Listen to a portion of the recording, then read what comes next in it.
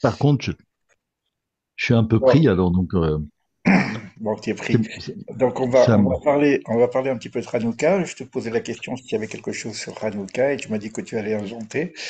Écoute, je te laisse inventer quelque chose sur Hanouka qui va être diffusé au grand public. Et puis à la fin, je te poserai une certaine question spontanée par rapport à Hanouka. Donc quelque chose qui soit accessible et en même temps original, si tu vas, etc.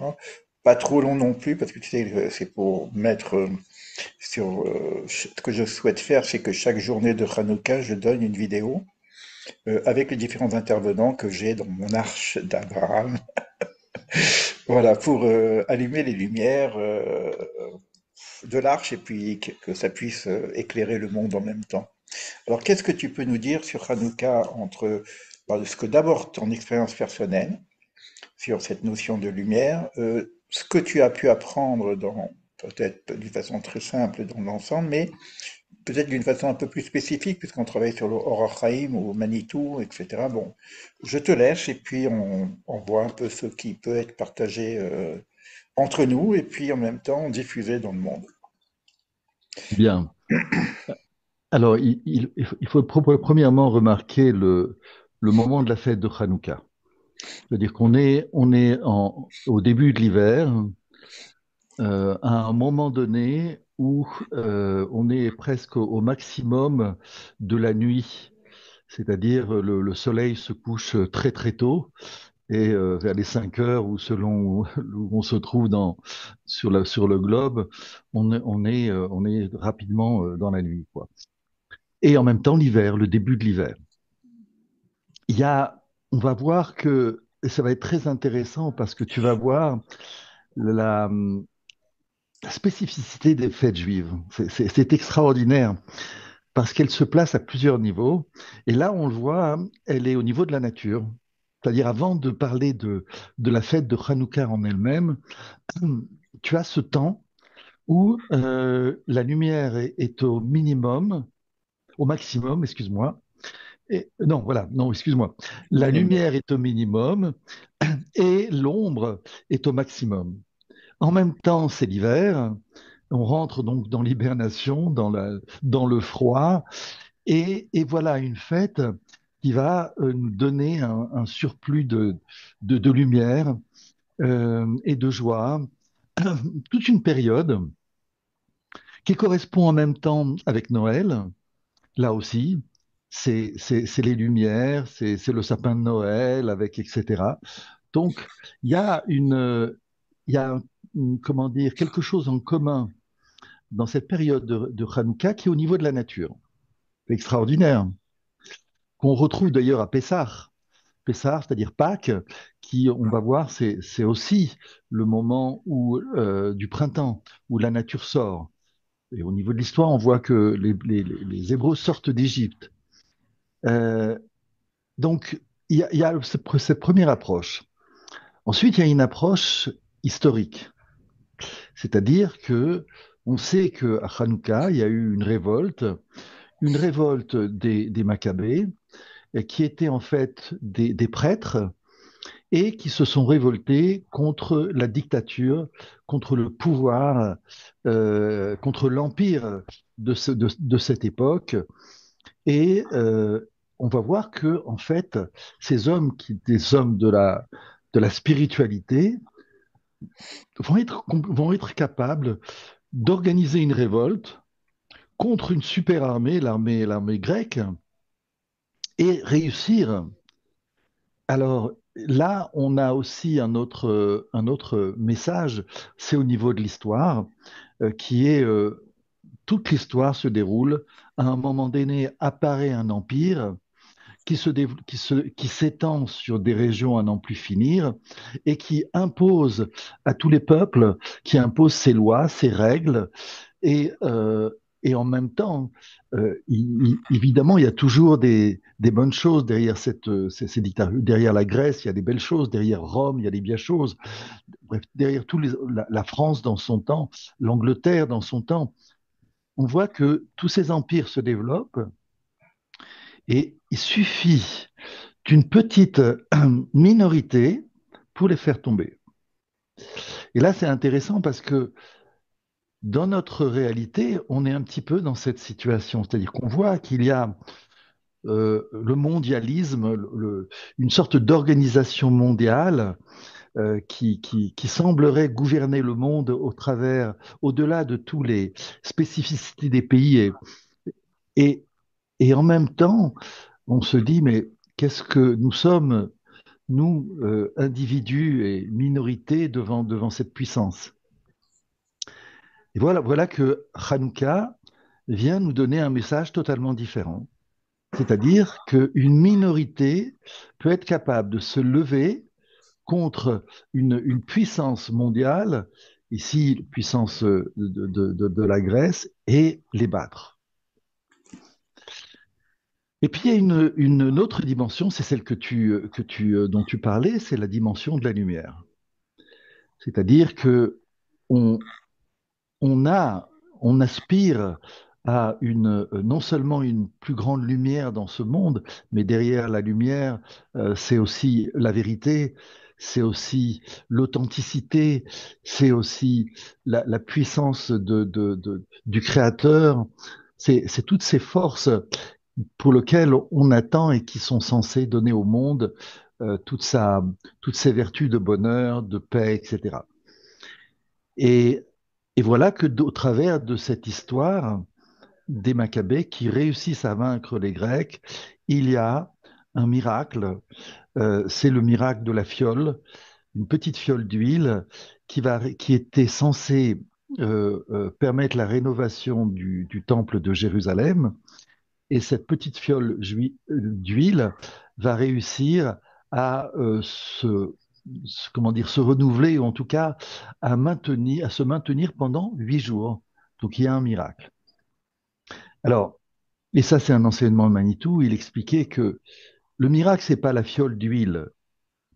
Le miracle, c'est le fait que les Maccabées aient réussi à vaincre la Grèce. Et la fiole d'huile vient valider, si tu veux, cette victoire. N'est pas le contraire. C'est-à-dire que le véritable miracle, c'est qu'une minorité d'hommes, en plus liés à la spiritualité, à la prêtrise, puissent vaincre toute une armée. Et le sage d'expliquer que la fiole vient valider le fait que effectivement c'est un miracle et c'est tellement un miracle que il doit être fêté au travers de toutes les générations. Et derrière ce fait que ce miracle doit être fêté derrière pour toutes les générations, on comprend que c'est un événement de l'avenir. C'est plus un événement du passé.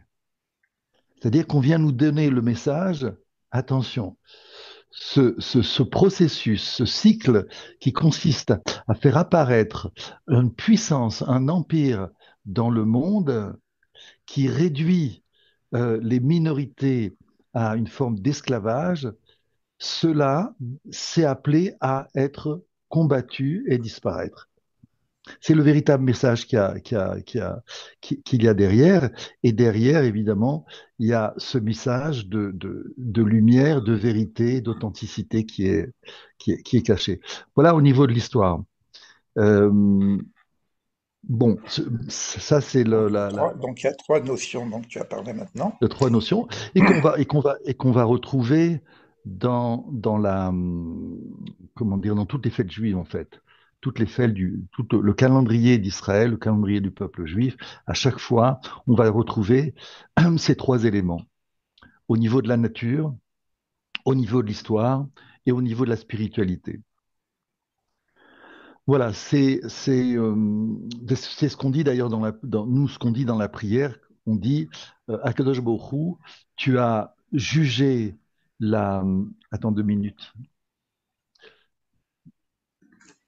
Ophra, c'est rare, tu appelles maman, je suis en cours.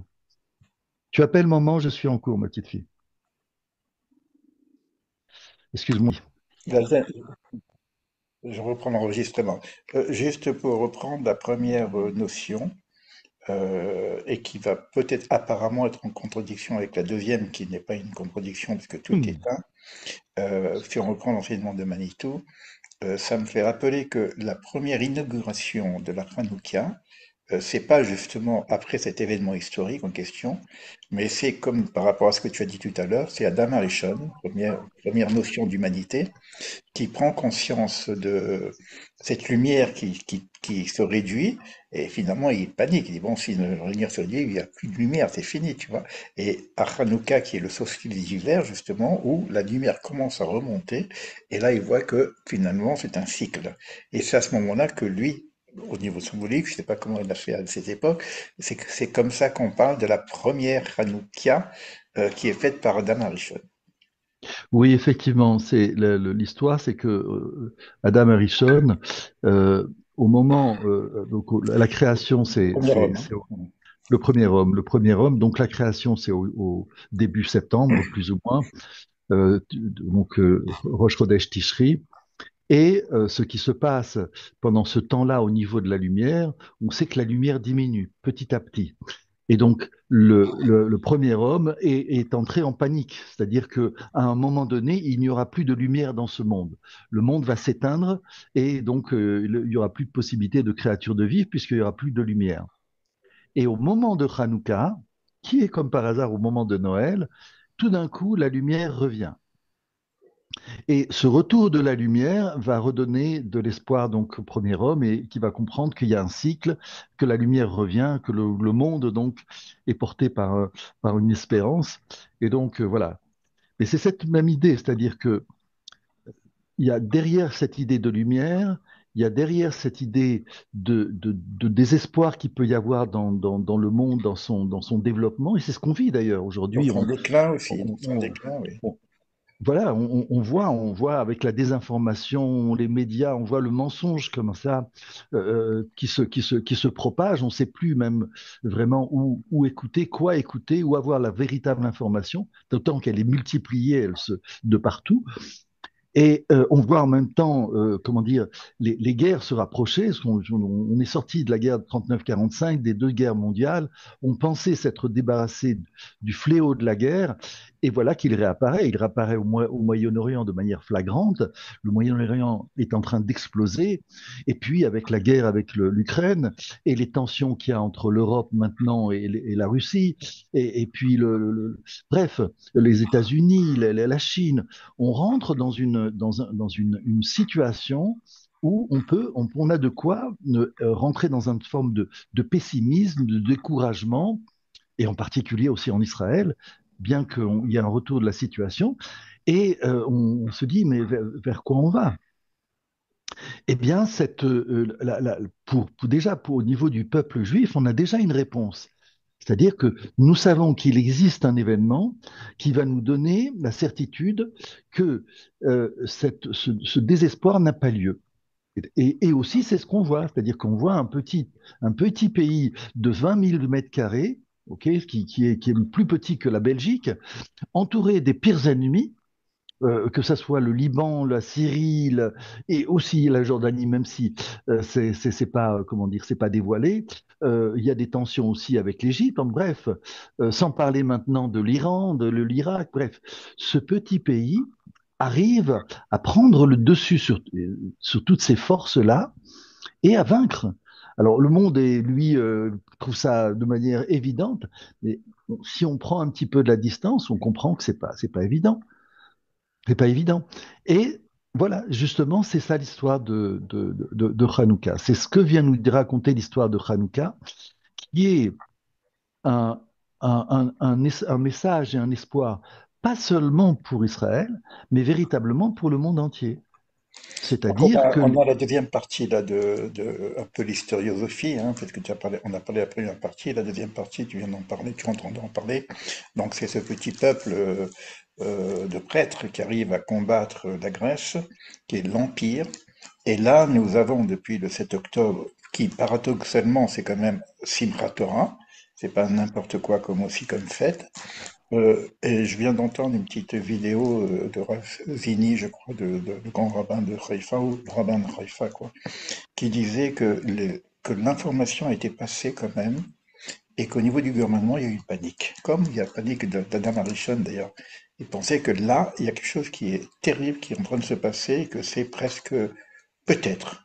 En tout cas, on a vu que c'est pas ça. Il y a eu une panique par rapport à Israël, comme on a déjà connu ces paniques par rapport à, à l'extinction, en fin de compte, d'Israël, qui est aussi une lumière pour le monde, hein. Donc il y a cette panique qui se pèse. Alors là, c'était réciproque, hein. Et là, ce qui se passe actuellement, on peut dire que ça ressemble un petit peu. Alors, ce qu'on pourrait dire aussi, est-ce que tu peux dire quelque chose là-dessus? On pourrait croire que c'est la puissance militaire d'Israël qui, Hmm. qui fait qu'on arrive à gagner cette guerre. Et quand tu regardes un petit peu la puissance militaire de l'ensemble de tout ce qui nous entoure, est-ce qu'il n'y a pas autre chose, est-ce que cette puissance d'Israël au niveau militaire, qui nous permet qu'il y ait une renaissance d'Israël quelque part, hein. C'est comme le soleil qui se relève, hein, qui se réveille à nouveau. Oui, c'est en fait, on va mettre, comment dire, les choses sur la table. C'est simplement le créateur. C'est-à-dire que on a commencé l'histoire avec justement Adam Arishon, le premier homme. Derrière, ça veut dire que il y a un projet du créateur. Et derrière ce projet du créateur, quand bien même le cycle de l'histoire nous montre qu'à un moment donné, on arrive dans une situation impossible où il y a une minorité devant une puissance, comment dire, euh, un empire, eh bien, le fait que cette chose-là est possible de s'inverser, on comprend qu'il y a une volonté du créateur ici. Et donc, ce qui consiste à dire, on ne peut pas rester dans cette impression que le monde va à sa perte. C'est pas possible. Quand bien même on arrive à l'extrême, dans cet extrême, les choses s'inversent. Nous l'avons vécu le 7 octobre. Et en même temps que nous l'avons vécu le 7 octobre, je ne sais pas si toi tu l'as vécu autour de toi, mais moi je l'ai vécu autour de moi avec mes amis justement par rapport au cours de coaching, etc. et tout. Les gens reviennent à la perception qu'il y a un créateur, que le monde n'est pas soumis à lui-même, qu'il y a quelque chose qui dirige le monde, qui veut l'amener à un certain épanouissement, une certaine réussite.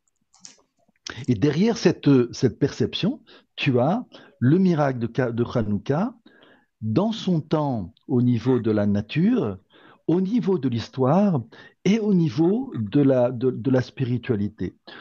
Au niveau au niveau de la spiritualité, c'est d'autant plus flagrant que on vient nous parler des Maccabées qui sont en fait des prêtres. C'est-à-dire on comprend ici que le judaïsme, c'est pas une religion. C'est une identité qui fait que, eh bien, les prêtres aussi sont concernés par la vie terrestre, la vie matérielle et la guerre. Et ils vont avoir ce pouvoir, cette capacité de se battre plus que les armées grecques, ce qui est impensable.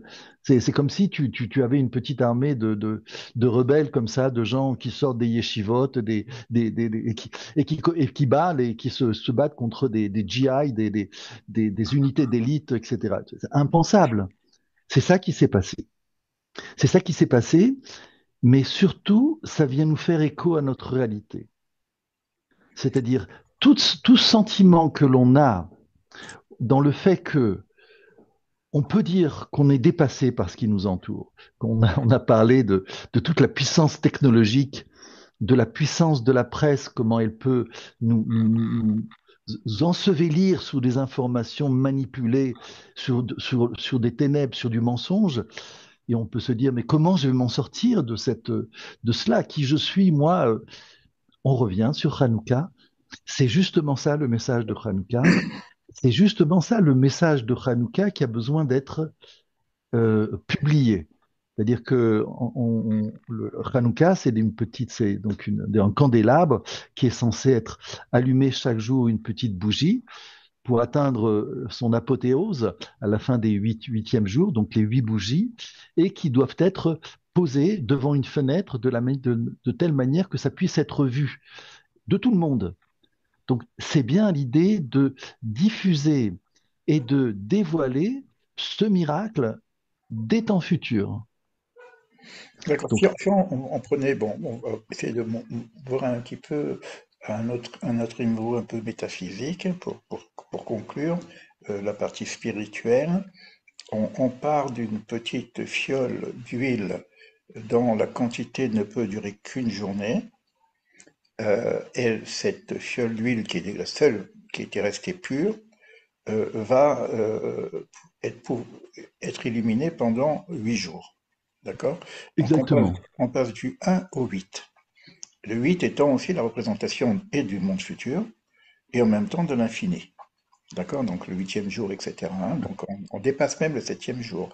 Pourquoi je te dis ça? Parce Tout à que fait. normalement, on aurait pu attendre que on allume le candélâtre. Le candélâtre, c'est 7 lumières. Tout à fait. Et alors, c'est le temple. Or, dans le temple, on n'allumait pas la Hanoukia. On allumait les 7 lumières de Candélac. Et voici que maintenant, on bascule du 7, qui est la perfection de ce monde-ci, au 8. Donc il y a bien Oui, un principe métaphysique aussi qui nous amène non simplement à une réparation de l'ordre de notre monde-là, mais également du monde du 8, je dirais même. C'est-à-dire que puisque c'est une fête qui va continuer à persister même après le messianisme, l'ère messianique, c'est-à-dire le messianisme qui serait le monde du 7. Mais on oui, aura encore la fête de Hanouka au niveau du 8. Donc on a exactement. Tu as tout fait raison. C'est aussi un point fondamental. C'est le fait que Hanouka ici pointe les temps messianiques. C'est-à-dire, comme on l'a dit, c'est-à-dire qu'il se place vraiment dans un avenir sûr et certain. C'est-à-dire, c'est quelque chose qui va se passer de la même manière que la Torah vient nous dire que le monde a été créé en 6 jours et que Akadosh Baruch Hu s'est interrompu de toute intervention entre guillemets dans le monde pendant ce septième jour. On comprend que derrière ce septième jour, s'il y a un huitième jour, il est de l'ordre de l'accomplissement du projet divin dans ce monde et donc la réussite de ce monde.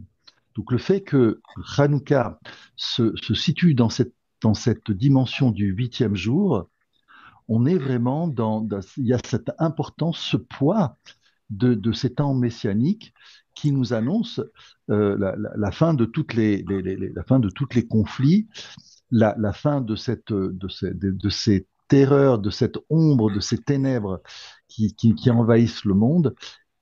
Tout ceci a une fin. De Alors, la même manière, petite comme on réplique, revient, de la juste même laisse-moi. manière qu'on Oui. revient à Adam Arishon, qui voyait la nuit tomber, la nuit augmenter chaque fois, à un moment donné, dans un désespoir, tout d'un coup, les choses renaissent. Eh bien, nous sommes, nous, dans cette situation au niveau mondial. Le Acher, je sais que tu aimes bien la réalité. Là, je vais te faire encore grimper un peu au-delà de la réalité, puisque ce dont tu parles, c'est au niveau du 7. Ça, c'est l'ère messianique. Mais Hanouka, oui, c'est le 8. Donc, Hanouka, alors, juste, je te donne un élément. c'est au passage au 8. Oui, oui, mais Hanouka, ça continue encore. Oui, Après c'est le pour ça. 7. Mais c'est quand Donc, même, ça s'étale sur 8 jours. ça, C'est-à-dire c'est une télévision. il- Attends, juste que je tu te vois, donne quand même cette il- information pour que tu puisses saisir de quoi je veux parler. Euh, oui, Jusqu'au 7, on va, on va réparer on va arriver à ce monde parfait dont tu parles. oui. D'accord? C'est-à-dire, on va Euh, réparer toutes les fautes de l'humanité jusqu'à Adam Arishon. donc on est dans le 8 alors. Non, non, le 8, c'est avant la faute. Oui, Le 8, c'est une Torah, la première Torah que Adam Arishon a reçue et que finalement même Moïse a reçue, mais qu'on n'a pas pu recevoir parce que les tables ont été brisées après le veau d'or. Le 8, c'est le monde vrai du projet divin avant la faute. Le 7, c'est on répare toutes les fautes. Le 6, c'est là où on en est, tu vois. Donc, on a une ouais, dimension, non, on est au 7. c'est pour ça qu'on appelle ça Olam Haba. Le monde, c'est pas un monde, c'est un monde qui existait même avant ce monde-ci. C'est le monde projet, on pourrait dire. C'est ce que disait Manitou, c'est le monde de vérité, et nous sommes dans ce monde de réalité. La réalité parfaite va se faire avec le processus complet des fêtes jusqu'au monde messianique, donc qui est le septième millénaire, et le 8, c'est déjà, on est de l'autre côté. C'est-à-dire, la Hanouka va nous accompagner pas simplement dans l'espace de réalisation du 7, il va nous accompagner encore après, c'est-à-dire ce qu'aurait dû faire Adam Arishon avant la faute. Tout à fait. tout à Voilà. fait. Mais, Alors, mais là, là, il faut décrire il faudrait décrire tout le processus, c'est-à-dire que exactement. on part au niveau du peuple juif, on part d'un peuple avant l'indépendance de l'État d'Israël, un peuple qui n'existait pas, complètement abandonné, et tout d'un coup, qui apparaît, qui sort de la nuit, qui sort de l'exil, et qui aujourd'hui, on voit qui est en train de petit à petit illuminer les nations. En même temps il y a un réveil en Israël au niveau identitaire, au niveau de la relation avec le Créateur, mais ici quelque chose apparaît, c'est-à-dire que ce petit peuple est en train d'amener petit à petit quelque chose dans ce monde, une présence, sans dire plus que ça, qui s'accompagne contre un combat, contre des forces terribles, Oui, ça, c'est le qui est processus. Je suis tout à fait d'accord avec toi, parce que Mais c'est important, je vais te dire pourquoi. Parce que on est en parallèle avec Noël et avec tout le symbole qu'il y a derrière Noël. Et quelque chose qui m'a choqué, si tu préfères, de cet même ordre, c'est-à-dire qu'en même temps que Israël est en train de se battre contre les ténèbres, contre les forces du terrorisme, Israël subit des critiques, et de qui en particulier? Du pape. C'est-à-dire que moi, j'ai vu une image du pape qui était devant comment dire, tu sais, les petites, oui, comment ça s'appelle, cette petite arche dans laquelle on voit les mages, etc. et tout. Et un des mages, apparemment, avait un fief palestinien. Et tu vois le pape, à la même époque, nous dire aussi que Israël commet un génocide. Donc, il y a une rencontre ici, au niveau de l'histoire, au niveau identitaire, au niveau des lumières messianiques, quelque chose qui est extraordinaire. non, Et ça que, c'est très juste, mais grâce à l'histoire aussi, grâce aux réactions, on a vu que tout de suite après cette image-là, il y a un renversement qui a été fait par le Vatican pour enlever ce symbole. Donc ça c'est ah déjà bon? intéressant. Oui, oui, oui, oui, oui. Qu'est-ce- Pratiquement dans l'instantané. On a vu ah bon? le crash que pouvait donner qui a été récupéré pour faire de la propagande, donc en tout cas de ce qu'on appelle Jésus le Palestinien. Et puis, ça a été récupéré par le Vatican pour dire non, non, Jésus c'est un juif, il n'y a pas de problème, etc. Mais juste que tu comprennes, pour conclure, si tu veux, sur l'aspect spirituel, métaphysique. Là, comme tu dis, c'est cette préparation. Tout ce que tu dis, c'est juste au niveau de notre réalité, etc. Et donc, la guerre, le problème du bien, du mal, etc. Lorsqu'on arrive au niveau du 8, il n'y a plus de guerre, il n'y a pas de mal. Il n'y a plus rien. On est dans un monde avant la faute d'Adam Arishon. Donc, Oui, le processus de Hanouka, qui va passer par les guerres messianiques, qui est dans le niveau du 7, d'accord? On voit tout de suite la guerre de Midian, etc., tout de suite, qui est de notre monde, de la dualité, de tous nos problèmes du principe du bien et du mal. Que dans ce monde, il y a beaucoup plus de mal que de bien. Dans le monde supérieur, il y a plus d'égalité. Après, on monte. Mais il y a un monde où il n'y a aucun mal. Donc il n'y a plus de guerre, il n'y a oui. plus d'histoire. Oui, Jusqu'à... mais tu faut l'expliquer, ça, comment ça c'est possible. Non, non, je C'est-à-dire que, parle de processus. Non, non, mais il et même faut... même mieux que ça, pourquoi cette chose-là existe? Quelle Pourquoi ce chose? processus, cette chose-là qui fait qu'on doit arriver, on doit progresser dans toutes comment dire, ce C'est tous les... marasme c'est mondial tout ce qu'on a pour étudié arriver à cette... ensemble. C'est tout ce qu'on a Oui, étudié ensemble. exactement, C'est le mérite d'être, tout exactement. ça. Donc on reviendra à notre réalité. Donc on est dans ce processus de purification, etc.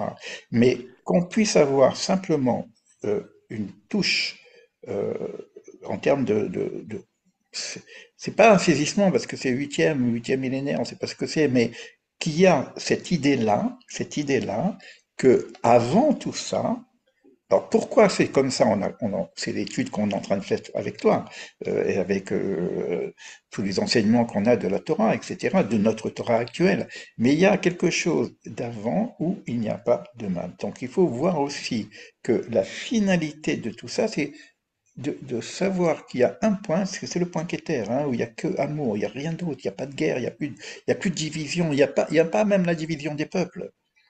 C'est parce que c'est avant tout le Oui, processus historique que mais nous vivons. il Donc, faut il faut l'intégrer dans la réalité, c'est-à-dire que il faut comprendre que cette destruction qui apparaît dans le monde, ce système qui fait que il y a des bourreaux et qu'il y a des victimes, c'est dû au libre arbitre qui existe chez l'homme. et Et ça, donc on est d'accord. la On est réalité bien. la réalité que tu es en train de décrire, c'est que lorsque l'homme se sera complètement accompli, cette réalité destructrice n'existera plus. Oui, c'est ça, C'est, vraiment, c'est, il faut y penser, c'est, simplement y penser. Il y a cette dimension dans la Hanouka. Mais ce que tu dis, c'est juste aussi. C'est-à-dire que et, on va y arriver. Mais on et, va pas refaire le cours qu'on a déjà fait sur la préparation, etc. Ça, c'est, d'une fois qu'on quitte Hanouka, on reprendra ta réalité et on reverra le processus, etc. alors, Alors, si, parce que c'est important, parce que là, au travers de, maintenant, on va rentrer dans la notion philosophique. C'est-à-dire que, au travers ici, on parle, donc, au travers de Hanouka, on parle du conflit entre les prêtres d'Israël, entre la nation d'Israël, entre la Torah d'Israël et l'hellénisme et la Grèce. La Grèce avec toute sa puissance de la philosophie.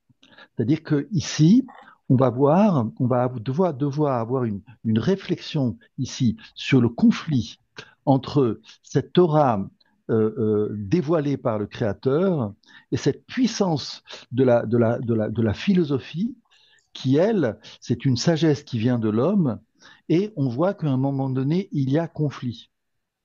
Et ce conflit aujourd'hui, il est plus que présent dans la mesure où on voit que la puissance de la technologie, la puissance de la science mise au service de la technologie fait que l'homme est en train de se poser de la question, est-ce que je ne vais pas disparaître derrière cette puissance de la science? Et on est on est complètement ici au travers de Hanouka dans ce conflit. Il y a, on va déjà poser la chose, il y a un conflit entre la philosophie et le judaïsme. Et c'est de cela dont on parle. En même temps qu'il y a un conflit entre le judaïsme et la philosophie, nous savons que, et ça c'est au début de Bereshit, on nous dit, et l'obscurité sur la surface de l'abîme. Et on nous dit, les sages de dire, l'obscurité c'est la Grèce. C'est le temps de la Grèce qui obscurcit les yeux d'Israël. Donc, il y a, au travers de Hanouka, maintenant apparaît un conflit entre deux sagesses, qui est la sagesse de la Torah et la sagesse de la Grèce, qui est la sagesse de la philosophie, dont la sagesse qui est aussi en même temps la sagesse de la science, puisque le principe de la science, c'est de découvrir au travers de la matérialité, de découvrir les secrets de cette matérialité. Au travers de la philosophie, c'est au travers de la question de comprendre finalement, de comprendre le monde. Et au travers de cette question, qui répond, c'est l'homme. Et donc on Je voit que suis tout à fait ce, d'accord avec toi, HR. On va pas trop rallonger le truc. Tout ce que tu as dit, c'est très juste. Cette préparation, cette réalité, tout l'ensemble. La seule chose, c'est le point que je voudrais simplement ajouter, qui est paradoxal, parce qu'il n'a rien à voir avec tout ce qu'on dit, que il n'y a pas de Grèce, il n'y a pas de guerre, il n'y a rien de tout ça. oui, Il y a que l'unité, il y a que l'amour. Ça existe aussi sur un certain plan. Aujourd'hui, ok, tu reviens à la réalité, le problème des conflits, le problème de la guerre, etc. C'est une autre réalité. Il y a une guerre, il y a vraiment eu cette guerre, il y a le problème de l'obscurité, il y a tout ça, ce qu'on dit. Et donc, on va revenir de toute façon dans notre monde à faire le travail qu'il faut faire. Et la symbolique de Raduka correspond à ce que tu es en train de dire. Il y a juste un petit point, que le 8, il y a aussi quelque chose qui est de l'ordre de... Et c'est si on n'a pas cette idée-là, hmm, si on n'a pas cette idée-là, c'est comme si on est dans une dualité gagnant-perdant. non, Laisse-moi juste c'est un petit point comme ça. C'est un point de Kabbalah, si tu veux. Et c'est vrai que depuis qu'on travaille un petit peu ensemble, tu as un peu du mal tu reviens toujours à la réalité du coach, tu vois, le coach universel, même, parce que je vais te donner la parole pour que tu donnes ton message, mais juste qu'il y a un point comme ça qui existe dans cette symbolique de Hanouka, et qui est assez complexe d'ailleurs, mais que le Harizal en parle aussi, donc on pourrait voir même les textes qui parlent de cette chose-là, au-delà de la nature. Au-delà de toutes ces guerres, au-delà de la dualité, parce que quand je parle de dualité, je commence avec Bereshit, donc et encore Bereshit, même Bereshit n'est pas notre réalité, c'est très élevé, hein, le monde de la Beria, mais il y a un monde comme ça, comme on appelle le monde de la Tsilut, où il n'y a pas de mal, où il n'y a pas de guerre, où il n'y a pas d'homme encore, même on pourrait dire. On pourrait dire que c'est avant tout le principe, si tu veux, du projet divin avec le libre arbitre, et là on revient à ta réalité, à la réalité, c'est pas la tienne, c'est la réalité de notre monde, c'est aussi ma réalité. Moi je suis pas dans le 8, hein, mais je sais que ce 8 existe. Et je sais pas, en huitième millénaire, hein, on a du temps hein, pour ça. Mais quoi qu'il en soit, c'est peut-être symbolique. Hein. C'est la symbolique de l'infini, c'est la symbolique du 8, qui est aussi le symbolique de l'infini.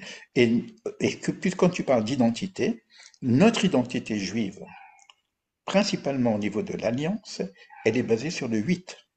Elle est basée sur l'infini. Elle n'est pas basée sur le fini. Puisqu'on fait la circoncision, l'alliance, le huitième jour. Donc on a aussi un processus, juste un éclaircissement comme ça, que le travail qu'on fait, c'est pas simplement pour régler les conflits horizontaux que nous avons sur Terre, dans le monde, c'est aussi quelque chose qui est de l'ordre de la transcendance et qui régule quelque chose qui vient de beaucoup, beaucoup plus haut. Et je pourrais même te dire jusqu'à Shvirata Kelim, pour donner juste un mot. Alors, on va rester sur ça et on reviendra de toute façon, parce que notre réalité, c'est pas de dire qu'on va travailler sur le 8, puisqu'on va travailler avec les enseignements qu'on a pour au moins voir de quelle façon on peut aménager ce monde-ci, cette réalité dont tu parles. Donc on va travailler là-dessus. C'est évident qu'il n'y a rien à faire sur le 8. Hein. C'est des choses, il n'y a rien à faire. On n'est plus dans le faire. On n'est plus dans l'action. Là, on revient. Mais non, pour conclure, Hacher, prends un peu de temps, réfléchis un petit peu, par rapport à toi maintenant, par rapport à ton expérience personnelle, par rapport à toi en tant que coach, toi en tant que réalité, parce que tu reviens toujours à des choses concrètes et tu as raison, hein, parce que si on monte trop, ça n'a pas de sens, d'accord? On est corps et esprit en même temps, on n'est pas qu'esprit. Alors, si tu avais un message à apporter au monde, pas à tes amis, pas à moi, pas à l'environnement que tu connais. Si tu avais un message à apporter au monde, aujourd'hui, ça serait quoi? Ben, ce serait peut-être justement le message de Hanouka. Voilà, justement. C'est-à-dire Je que, parle d'accord. c'est-à-dire que en fait, et c'est là où il faudra développer la discussion par rapport à ce que l'on dit. C'est-à-dire que il y a autour de moi, des gens qui sont pas juifs ont aussi cette notion qu'il y a derrière ce monde quelque chose, un monde de paix. Et certains l'appellent le paradis. Certains l'appellent, lui donnent tous les noms au niveau même des autres religions, des autres idéologies. Il y a cette perception de quelque chose au-delà de ce monde. Mais ici, si tu préfères, et c'est là où va se poser, où je me sens, comment dire, moi personnellement qui ai vécu en France pendant un certain temps, donc j'ai pu partager à la fois le temps de Hanouka et le temps de Noël, et c'est cette idée que il y a un temps pour construire les choses, et ce qui vient derrière, comment dire, est assuré, ça va venir. Mais le plus difficile, c'est ce temps, cette perception que le travail qu'on va faire va avoir des fruits. En coaching, toute la difficulté, les gens, tu peux leur montrer qu'ils vont atteindre leurs rêves. Mais en fait, la plus grande difficulté, c'est que les personnes se permettent de croire que ce rêve est possible et qu'ils peuvent le réaliser au travers d'un travail. C'est un travail, c'est une certaine forme de remise en question. C'est-à-dire que l'essentiel, c'est tout ce chemin. C'est pas l'objectif en lui-même. C'est le chemin pour arriver à l'objectif. Et c'est ça où Hanouka est un véritable message qui s'intègre dans la réalité. Par le fait qu'il s'intègre dans la réalité, il me donne un véritable message d'espoir. C'est pas quelque chose que je vais atteindre en quittant ce monde, en mourant par exemple. C'est pas, et derrière ici, ça revient un petit par rapport à ce que tu disais, c'est pas le Père Noël. C'est-à-dire, c'est pas une illusion. On sait que derrière le Père Noël, il y a une perception comme ça du paradis, quelque chose d'extraordinaire. Mais en même temps, on sait que c'est du mensonge. Parce que pour y arriver, il y a pas d'autre possibilité que le rêve, donc quitter notre corps et notre matérialité. Donc, cette perception qu'il existe une lumière derrière ce monde, qu'il existe un idéal, qu'il existe une absence de mal, beaucoup l'ont. Toute la difficulté, c'est de le croire dans notre réalité que l'on voit aujourd'hui et qu'on va y arriver. Et ça, c'est le message de Hanouka. Dans tout ce qu'on a dit, c'est-à-dire au niveau de la nature, au niveau de l'histoire, au niveau du conflit des sciences et de la philosophie et du judaïsme, qu'il y a réellement quelque chose derrière qui nous éclaire et qui est la lumière de Hanouka. Je te remercie. Ok, super. Donc, on a du boulot justement pour mériter justement ce qui doit se faire de toute façon avec notre travail ou non, mais on est là pour faire le travail nécessaire pour arriver à éclairer, en tout cas, le monde qui nous est donné avec l'état du monde. Pour terminer avec Manitou, tu connais très bien cette phrase. euh, il faut comprendre, et ça va dans ton sens complètement, hein, que qui est le maître ou le créateur, je sais pas comment dire, celui qui a pensé le monde de vérité, donc le Gan Eden, etc., dont tu parles, et le monde de réalité, c'est le même. Donc il y Tout a à fait. l'unicité, il y a l'unité à faire entre justement notre réalité et le travail qu'il y a à faire dans notre réalité, qui nous amène dans ce monde de vérité, c'est le même. C'est la même notion. Ok, je te remercie, Acher. Avec plaisir et je te remercie aussi. Je vais couper l'enregistrement et puis on reste une minute ensemble pour parler un petit peu de la suite.